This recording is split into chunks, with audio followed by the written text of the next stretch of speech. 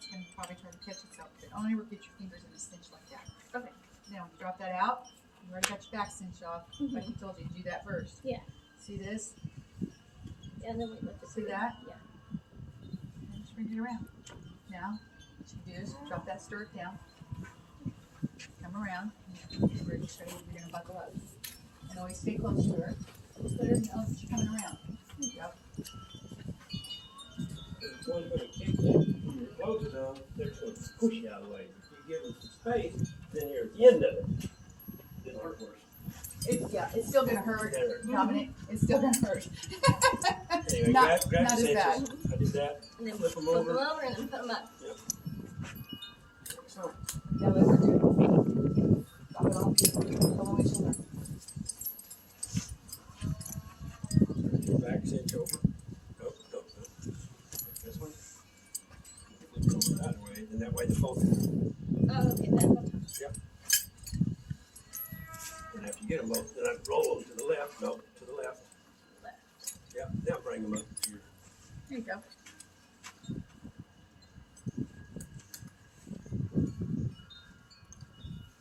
Perfect. Now do it one more time, and then you'll remember. You can tell Mr. Mowery to get a new cinch. Okay. Wear and tear on. Now you must stay a little closer to any horse like that instead of getting too far back. Okay. Because then, again, something can happen here. If something spooked her, you're out here. This is where you're going to take the hit. So just you can mess with all this a little bit closer. Just, Okay. There you go.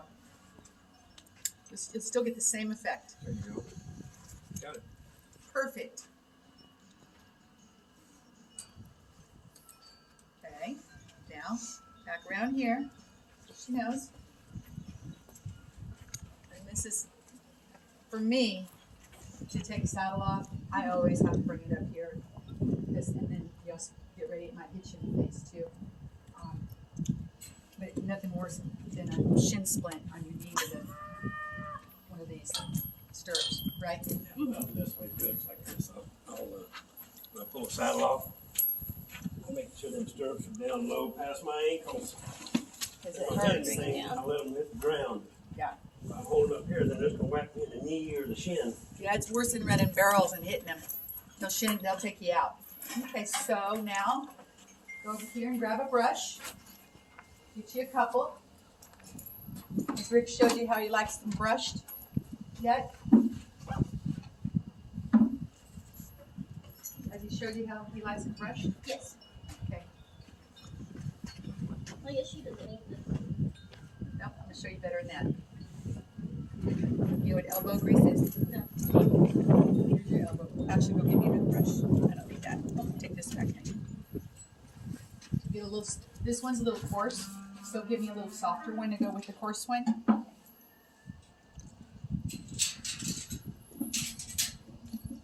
Any color you like, I'm good. She likes all colors, right, Range Rover? Okay, trade me off. Okay, that one's pretty harsh. Okay. Feel the bristle? Yeah. A little too much. And she's pretty short-haired, so you don't wanna like sting her. So this is what you do. Boom, boom, boom, boom, boom, boom, boom, boom, boom, boom, boom. Good girl, good girl. Always want to catch the part. So she didn't really ever break a sweat. This is a 4-year-old on Been a Little out of Radar. My daughter Sawyer used to ride a really nice mare called Radar Love. And so, unfortunately, she's gone. But this one could be yours. She's pretty cool. So, your turn.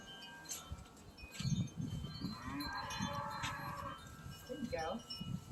You'll be taking your jacket off for long, Dominic. There's only about 60 more of these to do today. I know. I'm about to take it All off. right? I'm gonna Be glove sure, it. be sure you get where her cinch was. You know what I do too after I still want to feel under here and make sure, just because of the cinch that you don't have any junk or whatever. It actually feels pretty good. In Texas, it's too cold to bathe one right now. So I'd also tell you, another place they're going to sweat is right in here. So she's pretty good there. That's another place you always want to keep clean, especially for a mare. Good on that side. Okay. Right here. Like I said, I always want you to stay a little closer. Don't get yourself out there, okay? Okay. And don't trust any of it, ever. Just don't know. Right. You can see, when you're brushing and stuff, always kind of check them out, look at them, see what they're doing. 'Cause she's loving what you're doing right there. But if you got one sticking their tongue out, maybe not so much. Or something I like thought this. that makes them calm when they lick their lips. They submit. They're being submissive. So.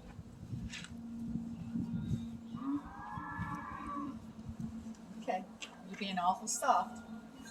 I'd be throwing those arms in there. You'd be a bodybuilder in about a week doing this. Now I want you to approach your head, and you're only going to use one brush. And when you do, you're just going to come up towards your face. Let her know you're there. Horses have peripheral vision, so easy on the brush, easy on the eyes. You see how she's kind of looking? And sometimes some of them go, wait a minute, you're going too hard, you're going too fast. Don't like it. So always watch ears and eyes. They'll tell you a lot about a horse. But if they're liking you, she's wanting to give you a kiss. See, there you go. Give her a kiss. All right, you're good for the day. So what we're doing here with Dominic is that Rick and I always try to give back to the Weatherford College in the ag program. And Dominic, you're wanting to kind of do, what is it, rehabilitation with horses, or what you thoughts? Therapeutic riding and looking into rehabilitation and cutting also. Okay, perfect. This is her, second day? Yes, and I've already learned a lot. Perfect. And there's a whole lot more to learn. All right? I'm looking forward to it. Yeah, so anytime, any of your ranches, anywhere in the United States, if you can always give back and provide a service like we try to do for our youth, and that horse over there seems to think the same thing. However, give back in that department. This is the only way they learn, and then they decide if they really want to do this or not. And we've had some here that said, you know what, I don't want to do it. And then we've had some go on and become great veterinarians and rehab people, so you're on I think 100-hour course. So we got a little ways to go, but we're glad to have you here, Dominic. Yes, I love it here so much. I'm super glad to be here. Perfect. All right, we're going to keep up with her. And all right, so let's put the brushes up. All right. And did you tie this horse, or do you know how to do a slip knot? Yes, but I still need more practice. Okay. All right, we'll do that maybe tomorrow. Okay. Here, I'm going to let you untie. Whoa, whoa now. Whoa. Now see, here's the thing right there. I want you to always go slow, especially babies. And I can just tell you, because I know her whole parentage on the top and the bottom, she can sometimes have a little loose cork to her, which means she can get one moment good, one moment not so good. So always bring your rope around here. You're going to pull that slip knot out. And, well, you could have just done that. That's okay. So I'm going to show you real quick. Here's slip knot. Okay. Hold them two together and then make it. Well, I have to come around this way. Okay. This right here is something that everybody. That's the part that I have trouble with. Okay, I'm going to show you. It's always over. You do this in the horse trailer. You do this in the stall. This is an easy way to tie a horse up. And if they set back, which means they push back, you can pull that knot. See this? Of course, this rope's a little tight. And then I always go like that. So even if they're going back, I can take this and go.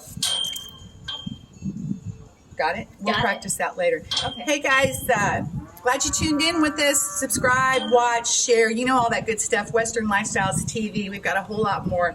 Right, Range Rover, Dominic. You guys have a great day. Have fun. Enjoy life.